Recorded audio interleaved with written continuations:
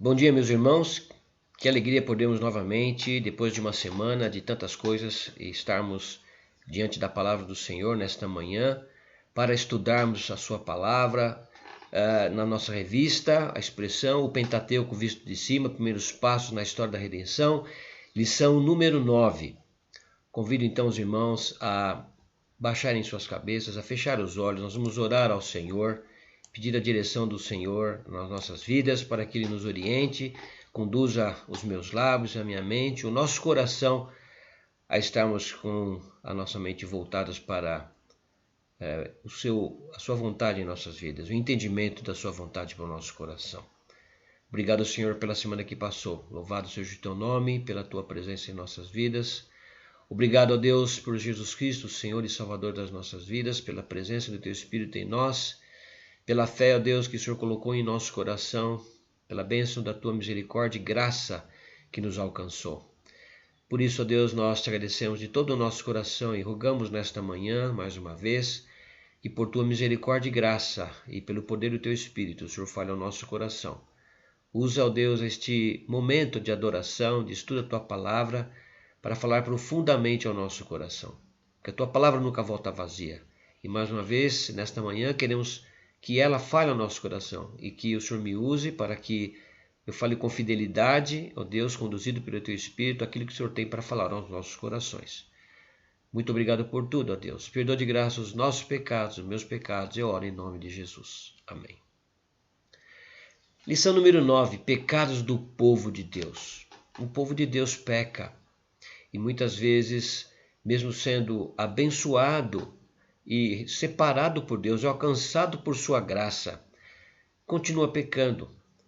Estamos num processo de transformação, um processo que a própria palavra de Deus nos mostra que é um processo de santificação.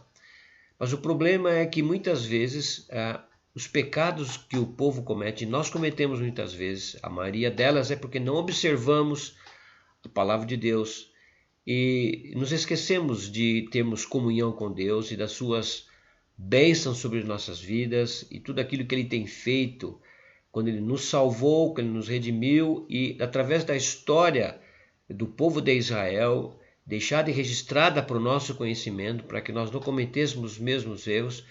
Muitas vezes nós não observamos como deveríamos a palavra do Senhor e aquilo que parece que foi apenas alguma história, e não foi. Foi de fato o registro da história assim do povo de Israel, mas deixado para o nosso conhecimento, para o nosso alerta, para podermos entender a vontade de Deus para nós, e olharmos para o povo de Israel, vermos aquilo que eles praticaram de errado e que ofenderam a santidade de Deus, e não praticarmos, pelo contrário, procurarmos fazer a vontade do Senhor. É assim que nesta manhã nós vamos estudar a palavra do Senhor. Murmuração, adoração corrompida, incredulidade. Confessar e mudar é preciso. O texto básico está lá em Êxodo, capítulo 16, de 1 a 10, que eu vou ler. Quero que os irmãos, por gentileza, abram suas Bíblias e nos acompanhem na leitura da palavra do Senhor, neste texto de Êxodo, capítulo 16, de 1 a 10. Partiram então de Elim e toda a congregação dos filhos de Israel veio para o deserto de Sim, que está entre Elim e Sinai, aos 15 dias do segundo mês depois que saíram da terra do Egito. Toda a congregação dos filhos de Israel murmurou contra Moisés e Arão no deserto. Disseram-lhes os filhos de Israel: quem nos dera tivéssemos morrido pela mão do Senhor na terra do Egito, quando estávamos sentados junto às panelas de carne e comíamos pão a fartar, pois nos trouxestes a este deserto para matardes de fome a toda esta multidão.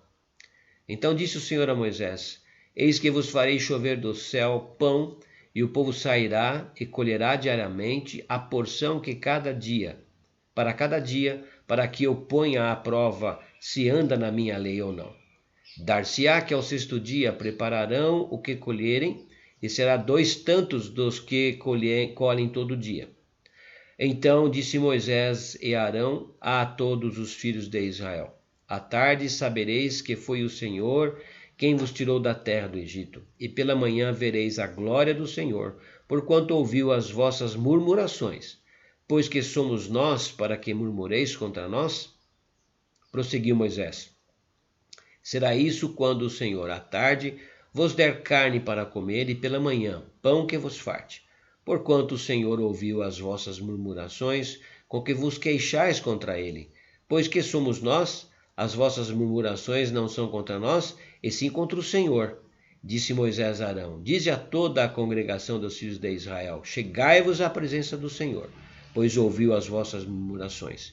Quando Arão falava a toda a congregação dos filhos de Israel, olharam para o deserto, e eis que a glória do Senhor apareceu na nuvem. Muito bem, a introdução da lição de hoje fala que o Pentateuco registra que a história de Israel é marcada por muitos momentos em que a comunhão com Deus foi manchada pelo pecado. A lição de hoje mostrará alguns desses momentos e os atos do Senhor para corrigir e recolocar seu povo na direção certa a seguir. Quais são os objetivos então desta lição? Primeiro, entender que apesar da abundante graça demonstrada por Deus em favor dos seus filhos, muitas vezes deixamos de viver de acordo com a sua vontade e nos afastamos dos seus caminhos. Segundo, mostrar que Deus tem planos e propósitos sábios e dirige as situações em que vivemos e que, portanto, devemos confiar em sua bondade, sabedoria e, diante de situações difíceis, colocar nossas orações diante do Senhor e esperar o seu socorro. Nos alertar que, da mesma forma como foi com Israel, a murmuração, a corrupção da adoração e a incredulidade constantemente nos assediam e, portanto, somos desafiados a agir. E, por fim, mostrar que a fidelidade do Senhor e os benefícios de obedecer a Ele deveriam ser evidentes a todos e em todo o tempo. Vamos falar, em primeiro lugar, a murmuração, como lemos no texto. Em Êxodo 14, de 1 a 25, no verso 10, nós vamos ver que, mais uma vez, ou diversas vezes, Israel murmurou contra Deus. Veja aqui no capítulo 14, a perseguição de Israel, quando o exército de Faraó se deu conta de que teria possibilidade de trazer o povo de Israel de volta. Então o Faraó se levanta e com seu exército vai ao encontro do povo de Israel, que estava já na frente, caminhando e próximo ao mar. E o que acontece? Nós vemos que o povo, embora tivesse visto tudo aquilo que Deus tinha feito, temeu. Veja lá no verso 10. E chegando Faraó, os filhos de Israel levantaram os olhos, e eis que os egípcios vinham atrás deles, e temeram muito. Então os filhos de Israel clamaram ao Senhor. Clamaram ao Senhor, porém de forma errada. Vamos ver como foi isso. Eles clamaram da seguinte forma: será por não haver sepulcros no Egito que nos tiraste de lá, para que morramos neste deserto? Pois que nos trataste assim, fazendo-nos sair do Egito? Mesmo vendo tudo o que Deus tinha feito, eles tinham uma concepção totalmente errada do que Deus tinha ou estava preparando para eles. Percepção errada. Verso 12. Não é isto que te dissemos no Egito? Deixa-nos para que sirvamos os egípcios? Pois melhor nos fora servir aos egípcios do que morrermos no deserto. Percepção errada desta situação. Achavam que iriam morrer. Visão distorcida por causa do pecado e da falta de fé e uma rejeição à obra redentora. Deus tinha um propósito de tirar o povo de lá. Havia uma promessa que depois de 400 anos o povo sairia de lá. Deus tinha já esse plano. E Deus fez, como sempre faz, libertou o povo com mão poderosa, e eles viram todos aqueles milagres portentosos executados através de Moisés e de Arão. Viram como foram deixados sair pelo povo do Egito, tudo que o povo cedeu para eles e concedeu para eles, porque Deus também havia prometido e havia dito que eles usariam aquilo depois para saírem a festejar o seu nome no deserto. E diante dessa situação que agora ameaçava, entre aspas, a sua segurança, o povo não conseguia confiar em Deus. E começava então uma murmuração, ao ponto de se arrependerem e dizerem que era preferível estar lá, de volta no Egito. Eles que estavam sendo tremendamente escravizados, tremendamente prejudicados em sua forma de viver. O Egito trabalhava em deixá-los de forma tal que eles não aguentavam mais e não suportavam mais o sofrimento. Mas agora, diante desta provação, dessa situação, não deixava de ser uma provação em sua fé, murmuravam diante de Moisés e de Arão contra aquilo que Deus estava fazendo e não confiavam em que Deus poderia fazer. Então, o que fazer? Bom, murmuração, lamentos, sempre fizeram parte da história do povo de Israel, do povo de Deus, e faz parte dos nossos dias, porque depois que o homem caiu, obviamente, o homem perdeu aquela tranquilidade de estar diante de Deus e Deus cuidando de todas as circunstâncias em favor do homem, numa condição e num ambiente fora do pecado, longe do pecado, neutralizado, de certa forma, contra o pecado. Mas no momento que o homem pecou, ele perdeu este privilégio, esta bênção. E agora o pecado, que faz parte da vida do homem, começou a fazer parte da vida do homem, trouxe o quê? Trouxe a morte. E todos os malefícios relacionados com o pecado, com a queda do homem, vieram por causa do pecado. Então, temer situações, passar por situações que eventualmente nós podemos passar e passamos, e muitas vezes temos medo.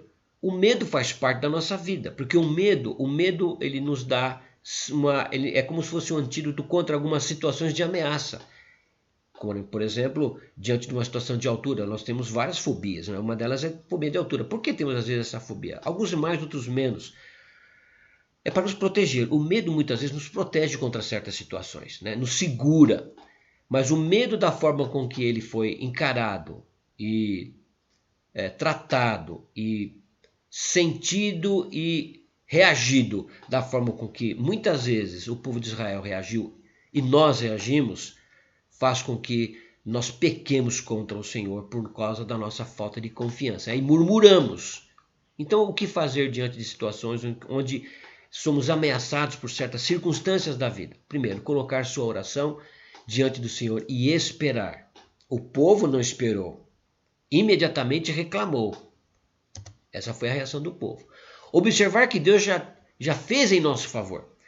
Eles não pararam para pensar, bom, Deus já tinha feito tantas coisas.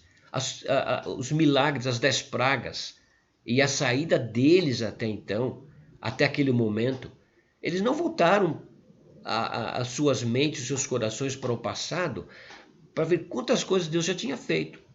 Isso considerando aquele momento, aquele tempo que eles estavam ali, desde quando Moisés chegou e pediu que o faraó libertasse o povo. Porque se voltassem ainda um pouco mais para trás, na história, na sua própria história, na raiz do seu povo, lá quando Deus chamou Abraão, que história maravilhosa, que feito portentoso de Deus, maravilhoso, miraculoso, de através da gravidez de Sara, que era estéril, e a vinda de Isaque, e depois a prova que foi posto a Abraão, pedido pelo próprio Deus que sacrificasse o seu próprio filho, o livramento que Deus deu, história tremenda, maravilhosa, de fé que Abraão teve. Eles não se lembraram disso, não se lembraram do que Deus fez através de Jacó, através de José, e porque eles estavam ali todo aquele tempo, a história maravilhosa de Deus em suas vidas.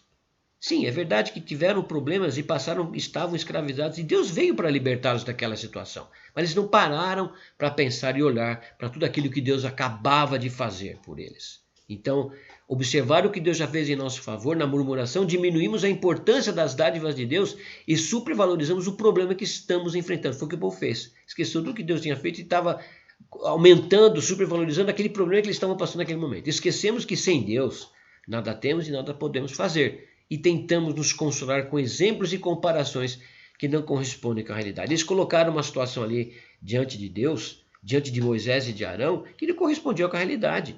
Eles estavam sendo escravizados, estavam sendo judiados, sofrendo por causa da escravidão. e colocaram de uma forma como se aquilo fosse a melhor coisa do mundo.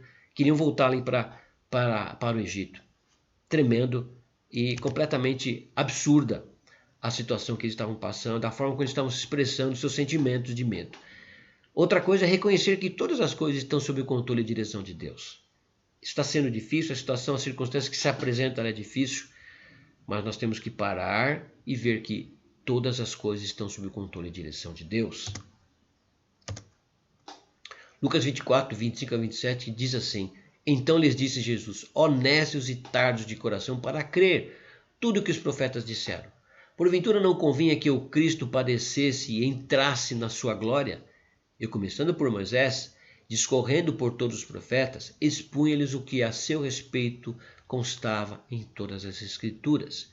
Que passagem é essa? É a passagem que Jesus, depois de ressurgir dos mortos, se apresenta no caminho de Emaús a 2 dos seus discípulos, que estavam contando a história do que vinham recentemente visto, e a sua preocupação, e a sua decepção, e a tristeza do seu coração em ter visto o Messias, o seu mestre, o Senhor Jesus, ter sido crucificado, morto e sepultado, se esquecendo que havia a promessa da sua ressurreição.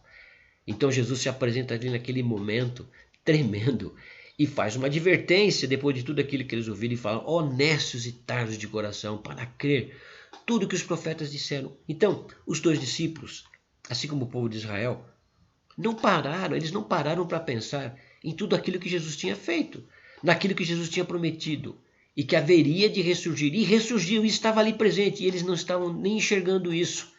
E eles começando, depois o texto vai mostrar lá para frente, quando eles convidam Jesus para entrar com eles e pernoitar, e Jesus então parte o pão, e no momento de partir o pão e agradecer, caem como que escamas dos seus olhos e eles veem Jesus. E aí Jesus se revela. Tremenda passagem, mas mostra também que em todo tempo o povo de Deus muitas vezes murmura, não confia, sua fé é tão pequena, faz pecar contra o próprio Deus em não confiar nas suas promessas.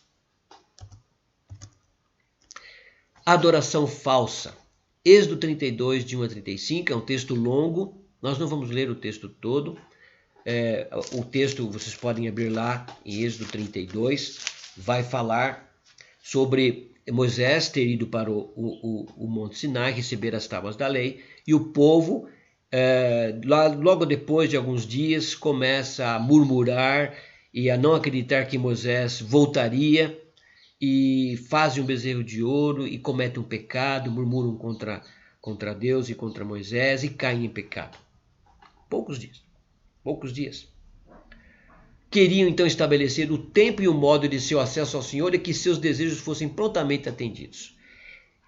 Depois de tudo que Deus já tinha feito, livrado das mãos do faraó, livrado na travessia do mar, e agora que estavam lá aguardando Moisés do Monte Sinai, não criam que Moisés voltaria. Que povo difícil, que povo incrédulo, que coração duro. Será que nós não somos também parecidos com eles? Será que tantas vezes na nossa vida nós não cometemos os mesmos pecados em murmurar, em não confiar, e tendo visto tantas vezes Deus realizar tantos prodígios em nossa vida, e muitas vezes por uma situação ou outra na nossa vida mais difícil, ou que aparentemente Deus não respondendo imediatamente aos anseios que temos, queremos ter e procurar fazer as coisas do nosso jeito. Eles queriam deuses que servissem a eles, em vez de servirem e adorarem ao verdadeiro Deus, ao Senhor. Essa inversão é característica fundamental da falsa adoração. Deus não aceita esse tipo de adoração. Nós não podemos fazer de Deus o nosso servo. E é o que o povo queria. É o que o povo fez contra Deus. Outras características dessa situação de adoração falsa. Ao contrário da verdadeira adoração, que tem como base a gratidão pela redenção recebida, a falsa adoração é usurpadora. Ela exige recursos que não forneceu, se apropria de feitos que não realizou e quer se passar como verdadeira adoração ao Senhor. Veja que situação que estava ali o povo. Volte lá para Êxodo 25, 2, para entendermos o que esse texto quer nos dizer, o que a lição está nos mostrando. Êxodo 25:2 diz assim: fala aos filhos de Israel que me tragam oferta de todo o homem cujo coração o mover. Para isso, dele recebereis a minha oferta. Muito bem, foi Deus quem deu tudo aquilo.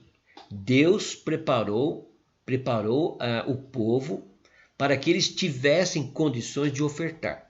Eles não tinham nada, eles saíram de lá do Egito com aquilo que Deus, tocando no coração dos egípcios, fez com que o povo, os egípcios, dessem tesouros, joias, pertences, para que eles pudessem lá na frente. Deus fez isso. Deus tocou no coração do povo. Agora aqui no capítulo 25, Deus manda trazer as ofertas por tabernáculo. Por quê? Porque na verdade, Deus é que tinha feito tudo aquilo.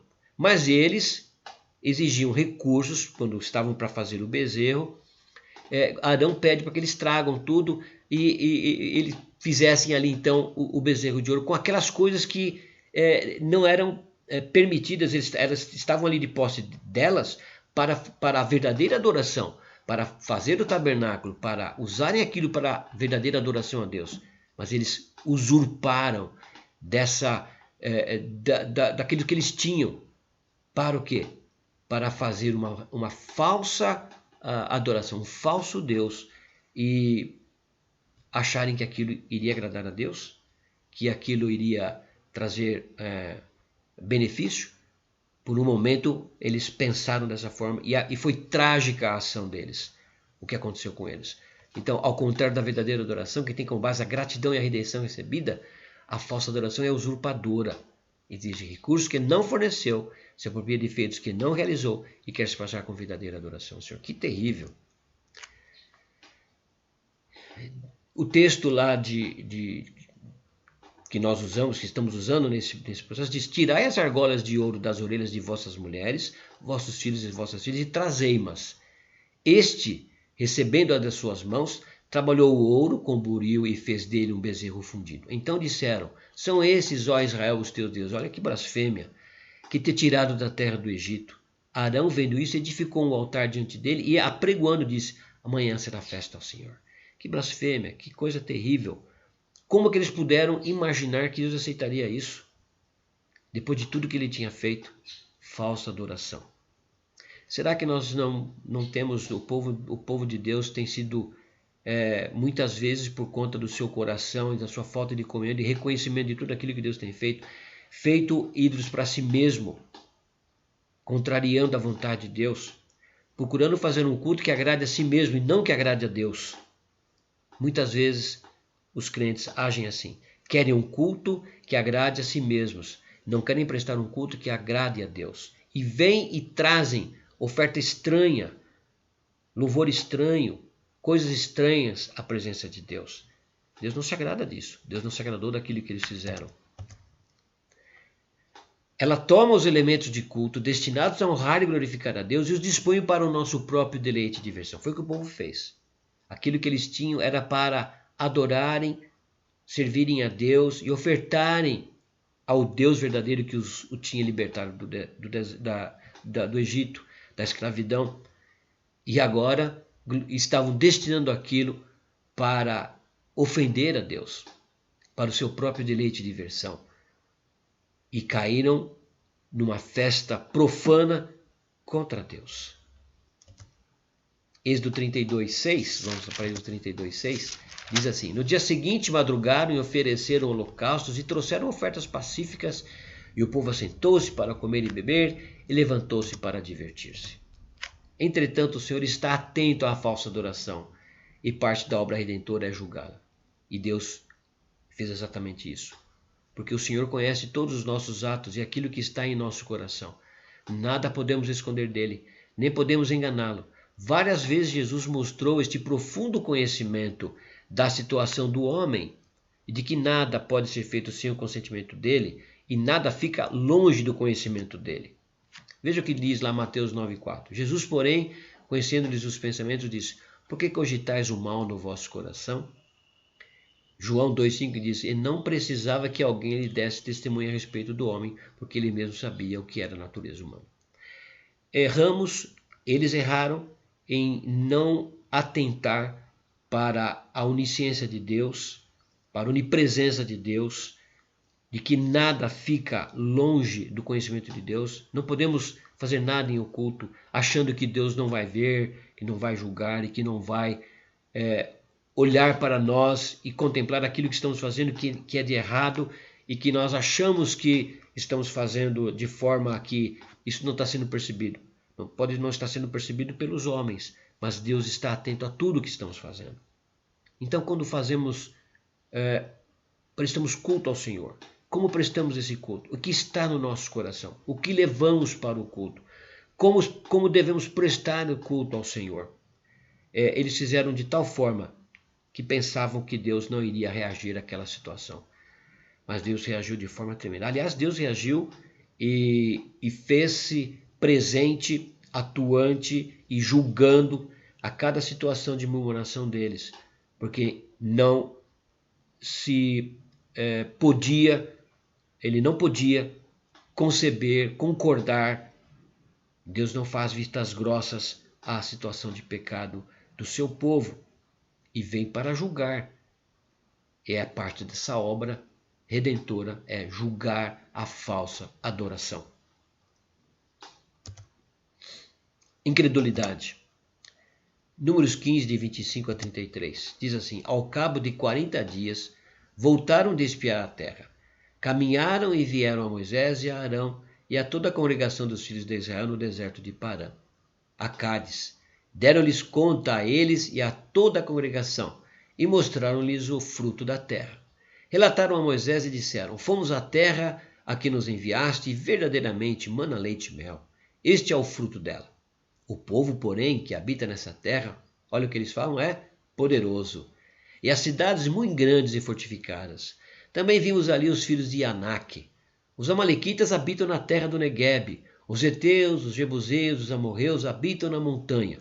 Os cananeus habitam ao pé do mar e pela ribeira do Jordão.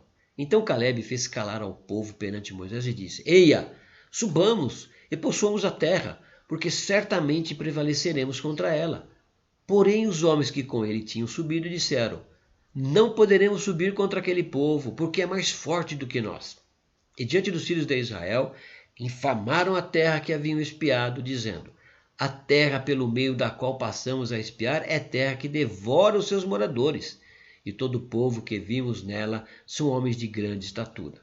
Também vimos ali gigantes, os filhos de Anak são descendentes de gigantes, e éramos aos nossos próprios olhos como gafanhotos, e assim também o éramos aos seus olhos. É interessante esse texto.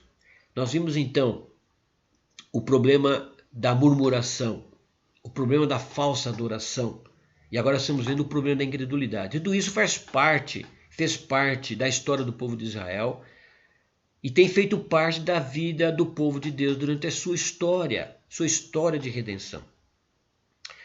O que a palavra de Deus faz? E tudo isso foi deixado e registrado. E o que a lição de hoje mostra? Traz para nós como prevenção um alerta para não murmurarmos, para tomarmos cuidado com a nossa comunhão com Deus, a nossa relação com Ele. Ele que é um Deus santo, santo, santo, que nos salvou, nos resgatou do pecado e nos trouxe para o reino do Filho do seu amor. Nos deu vida nova ao não cuidarmos da nossa relação com Ele, nos afastando dEle. Caímos na murmuração, caímos na falsa adoração. Estamos preocupados muitas vezes com nós mesmos e agradarmos a nós mesmos. E nos esquecemos que temos sim que agradar ao nosso Deus. Temos sim que olharmos para como Ele quer que nós o adoremos. Na última lição estudamos como Deus queria que Ele fosse adorado. Quais foram as instruções que Deus deu para que fosse construído o tabernáculo. Então a preocupação com o culto é extremamente importante. O culto é o culto público e como nós nos apresentamos pessoalmente no nossa relação pessoal com Deus, na nossa devocional, nosso momento de intimidade com Deus, como nós nos apresentamos diante dele. Então a vida cristã é uma coisa muito séria.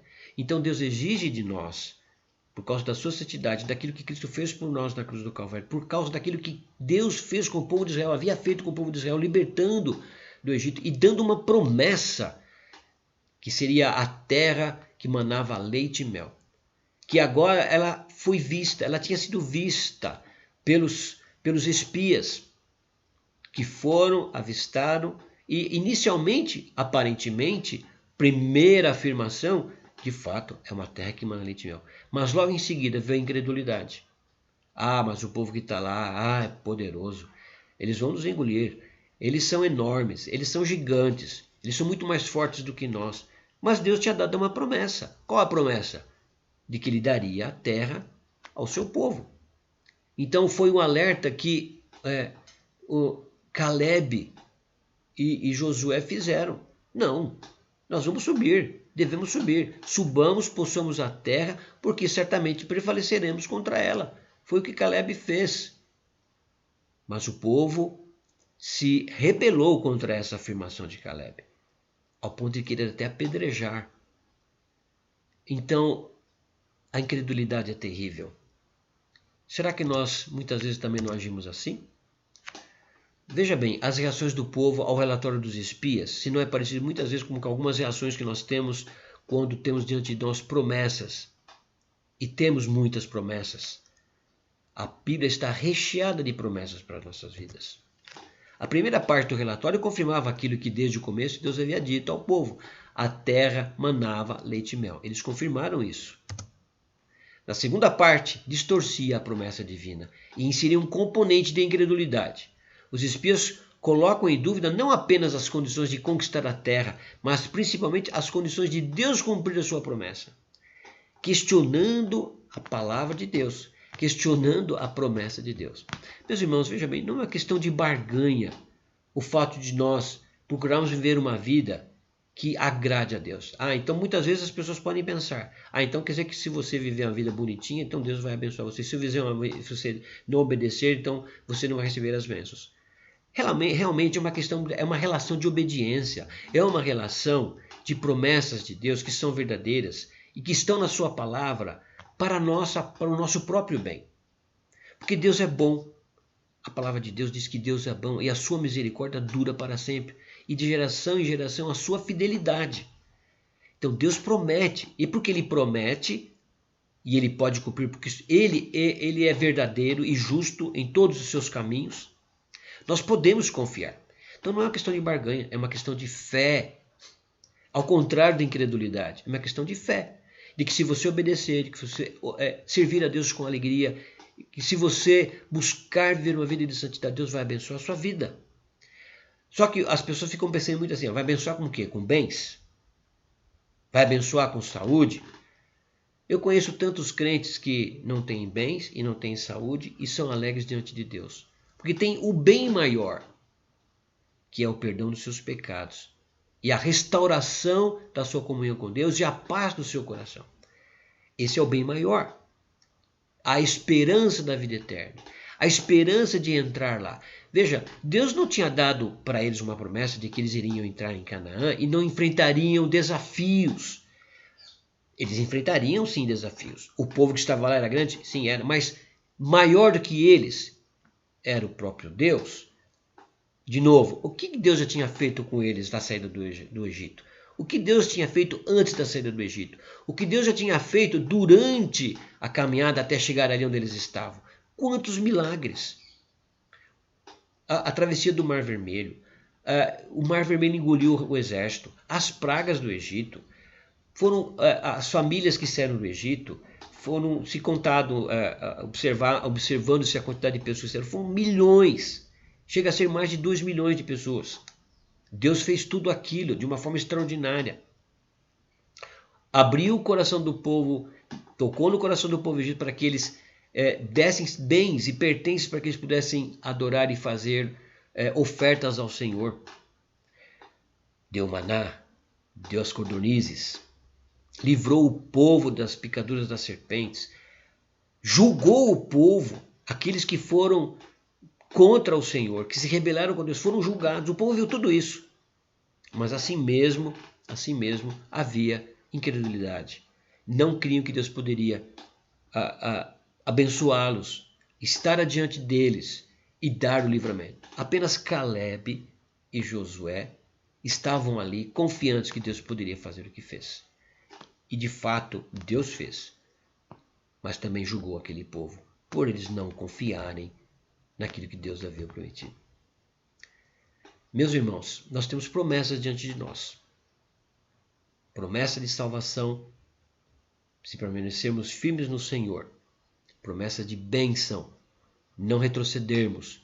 Promessa de sermos abençoados e sermos cuidados e guardados pelo Senhor. Temos paz no coração, harmonia em nosso viver. Vimos a mão de Deus sobre nós.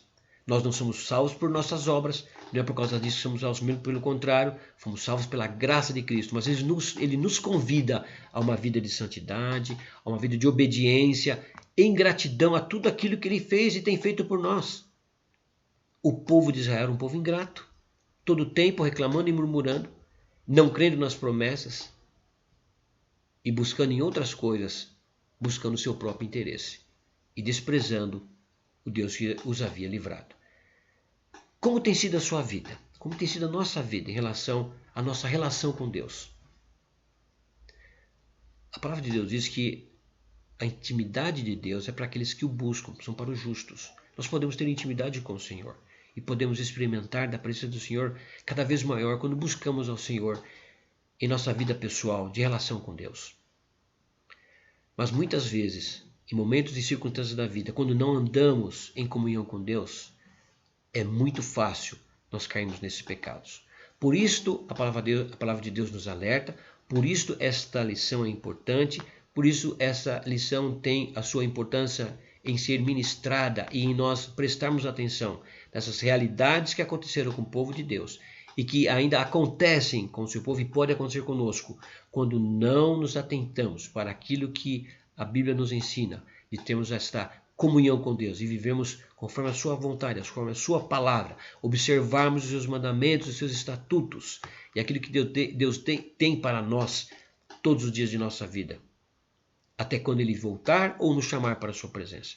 Então, olhando para aquilo que aconteceu com os espias e aquilo que o povo fez, olhemos para a nossa vida. Será que em algum momento não tivemos nós também situações em que questionamos e deixamos de confiar nas promessas de Deus?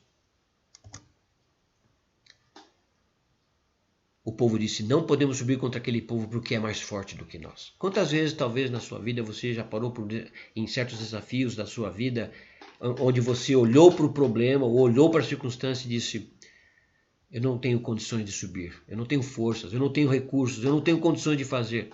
Não, você não tem. Mas você tem um Deus maravilhoso, todo-poderoso, infinito, imenso, onipotente, que pode todas as coisas. Mas muitas vezes nós confiamos em nós mesmos e nas nossas forças e no nosso braço. Nós não devemos confiar nos nossos recursos, devemos confiar em Deus. Eles estavam olhando para os seus recursos, estavam olhando para eles próprios, para a condição de povo limitado como era. E de fato eram, mas tinha um Deus ilimitado, um Deus que tinha feito uma promessa, um Deus que já tinha feito coisas portentosas e continuaria fazendo diante deles. Mas pecaram por não confiarem em Deus e pagaram um preço altíssimo por esse pecado. A incredulidade se manifesta desses dois modos. Primeiro, agimos conforme a crença que temos em nossas condições pessoais. Deixamos de confiar na direção de Deus. A vontade de Deus deixa de ser fator determinante de nossas realizações. Confiamos na nossa saúde, confiamos no nosso trabalho, confiamos na nossa capacidade, confiamos nas condições climáticas ou situações externas que estão diante de nós. Não é verdade? A incredulidade faz com que tratemos as coisas divinas como se estivessem nas mãos humanas e passamos a julgá-las segundo os nossos olhos. Olha que terrível que é a incredulidade.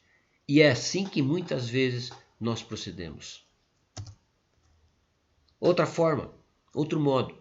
Como acontece com a murmuração, a incredulidade também pode se manifestar pelo desprezo às dádivas divinas. Gente, quanta coisa Deus já nos deu. Quantas coisas Deus ainda tem para nos dar. quantas coisas Deus tinha dado àquele povo e quantas coisas ele ainda ia dar. Na verdade, o povo tinha ainda visto muito pouco em relação àquilo que Deus tinha prometido para eles. Eles estavam a caminho de alcançar aquela promessa e perderam esta bênção. Aquele povo que murmurou perdeu essa bênção. Só outra geração é que que viu e presenciou a conquista e entraram na terra prometida. Para convencer o povo, os espias passaram a falar mal da terra e sobrevalorizar o poder dos povos que ali habitavam. Logo, todo o povo também estava murmurando e chegou a sugerir voltar para o Egito. Que coisa terrível! Pior ainda, querer voltar para o Egito. Achar que era melhor o Egito que Deus tinha ali para mostrar para eles. Tal era o medo, o temor e a falta de confiança, a falta de fé na promessa de Deus. Pare para pensar um pouco, meu irmão. Se em algum momento da sua vida isso já não aconteceu. Bom, se não aconteceu, glória a Deus. Então fique atento para que não aconteça. Que você permaneça firme, confiante, sempre em Deus, não permitindo que a incredulidade entre e faça parte de algum momento da sua vida. Porque nós somos tentados, e muitas vezes, a não confiarmos em Deus e a confiarmos em nós mesmos e olharmos para as circunstâncias e para os problemas e considerá-los muito maiores do que eles possam ser, porque não enxergamos ou não vislumbramos ou não confiamos que Deus pode sim romper com tudo aquilo que está diante de nós. Mas devemos esperar, devemos confiar e devemos agir. Uma das coisas interessantes da vida de Jesus, se você parar para observar, você não vê em momento nenhum nos evangelhos Jesus apenas agindo de forma contemplativa. É verdade que Jesus buscava a presença de Deus em oração por muitas horas. Quando? Na madrugada. Enquanto todo mundo estava descansando, Jesus levantava altas horas da madrugada para buscar a presença de Deus.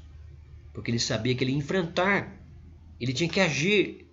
E em todo tempo Jesus estava agindo, curando, libertando, ministrando, ensinando, protegendo, livrando. Jesus agia o tempo todo. E para isso ele precisava estar revestido. Porque ao mesmo tempo que ele era Deus, ele também era homem. Ele tinha as fraquezas, não tendo pecado, mas sendo verdadeiramente homem, verdadeiramente Deus. Ele estava no corpo de carne e osso, onde sentia fome, sentia cansaço, sentia dor. Então ele tinha as limitações do corpo humano.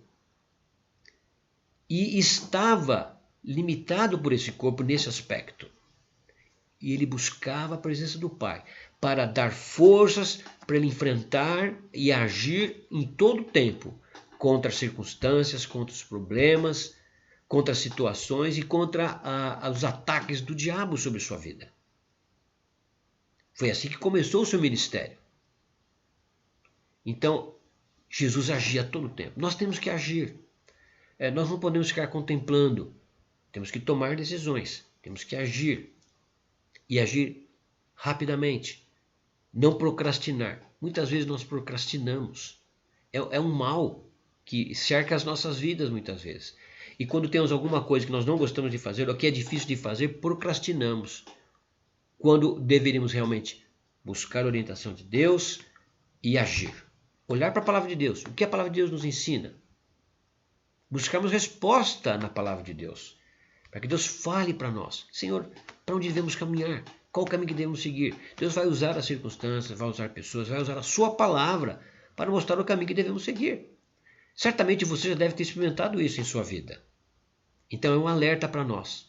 Cuidarmos para não sermos incrédulos em algum momento da nossa vida. Mas que tenhamos fé em todo o tempo. E possamos agir contra a incredulidade. Caleb e Josué nos ensinam como enfrentar a incredulidade. Valorizaram a terra. Gente, irmãos, valorizarmos aquilo que Deus tem nos dado. Quantas coisas Deus tem nos dado. E quantas coisas Ele ainda vai nos dar. Eles valorizaram a terra. terra boa, que mana leite e mel. Lembraram da promessa do Senhor. Opa, Deus tinha uma promessa. Deus não é homem para mentir, nem filho do homem para se arrepender. Tendo ele prometido, não o fará. Tendo ele dito, não o cumprirá. Eles se lembraram de que Deus tinha uma promessa. E é por isso que eles estavam ali. Estavam chegando. Estava se cumprindo a promessa. E convocaram o povo a ter confiança e coragem no Senhor. Desafiaram os outros espias, os outros 10, e falaram a toda a congregação dos filhos de Israel, dizendo: a terra pelo meio da qual passamos a espiar é terra muitíssimo boa. Se o Senhor se agradar de nós, olha aí, se o Senhor se agradar de nós, então nos fará entrar nessa terra e nos-la dará, terra que mana leite e mel. Tão somente, não sejais rebeldes contra o Senhor, e não temais o povo desta terra, porquanto como pão os podemos devorar. Retirou-se deles o seu amparo, o Senhor é conosco, não os temais. Então eles advertiram e falaram: o povo ouviu? Não ouviu. Continuaram reclamando, continuaram murmurando, ao ponto de querer até apedrejar. Foi terrível a reação do povo. Poderia ter sido diferente. Pode ser diferente conosco, meus queridos. Quando estivermos diante da tentação, da incredulidade, pode ser diferente. Quando o Espírito nos desafiar em nosso coração, quando nós pararmos para pensar naquilo que Deus já tem feito por nós, para o que Cristo fez na cruz do Calvário por nós, valorizarmos aquele sacrifício maravilhoso que Jesus fez por nós, derramando seu precioso sangue na cruz do Calvário, ao ponto de Paulo dizer: tudo é vosso, vós de Cristo e Cristo de Deus. Tudo é vosso. Deus tem grandes coisas para a tua vida. Deus tem grandes coisas para a nossa vida. Nós precisamos crer. Estamos passando momentos difíceis. Sim, é verdade. Momentos difíceis. Nunca passamos momentos como esses na minha história. Na tua história, provavelmente. Não. Muitos perderam seus parentes, amigos, vizinhos, colegas de trabalho. Momentos difíceis na nossa vida. Nós somos desafiados a confiar em Deus. Nós somos desafiados a buscar a Deus. Não podemos nos distrair. Não se distraia assim contra o Senhor. Não se distraia dando atenção para o pecado. Arrependa-se do seu pecado. Volte para Deus. Se você está numa situação que você olha para você e vê que você está igual a esse povo, nessa situação, o Senhor Jesus está falando para você hoje. Não seja rebelde. Se o Senhor se agradar de você e você se arrepender, você vai vencer, Deus vai te abençoar, porque Ele promete que nós somos mais do que vencedores em Cristo Jesus. Não seja rebelde. Humilhe-se diante de Deus. Confesse seu pecado. Peça perdão. Deus te desafia nesta manhã, pelo poder da sua palavra e do seu Espírito, para que você se arrependa do seu pecado, para que você creia nas promessas de Deus para a sua vida. Não tema. Confie em Deus. No entanto, o desígnio do coração do homem é continuamente mau. Por isso, somente o Senhor é capaz de vencer a incredulidade e nos trazer para a fé. Mais uma vez eu quero dizer para você, meu irmão, você pode estar diante daquilo que eu estou dizendo, mas Douglas, você não sabe a magrela que eu estou passando. Você não sabe o que eu estou sofrendo. Você não sabe o que eu estou sentindo. Você não sabe o que eu tenho diante de mim. Eu não sei, mas o Senhor sabe. Nosso coração é mau. O coração do homem é corrupto, desesperadamente corrupto. Quem o conhecerá? Só o Senhor conhece o seu coração. Mas o Senhor é capaz de te dar, e é Ele quem pode te dar, fé e confiança. Então, você não tem fé suficiente? Busque ao Senhor. Porque Ele nos dá graciosamente a fé. Pela graça fomos salvos. Isso não vem de nós, foi dom de Deus. E é pela fé. Ele pode aumentar a sua fé. Ele pode aumentar a minha fé. Ele pode aumentar a nossa fé. Ele nos ama, Ele te ama. Ele enviou Jesus por tua causa, por minha causa. Então, meu querido, Renda-se ao Senhor. Curve-se diante dele. Incline o seu coração diante de Deus. Abra o seu coração. Clame com voz de fervor, de confiança, em adoração ao Senhor. Confie nele. Confie na sua palavra. Creia de todo o teu coração. Deus vai ouvir a tua oração. E vai intervir na circunstância da tua vida. E vai te abençoar. E vai mostrar que Ele é Deus. E que Ele pode todas as coisas. É triste nós não podermos nos encontrar.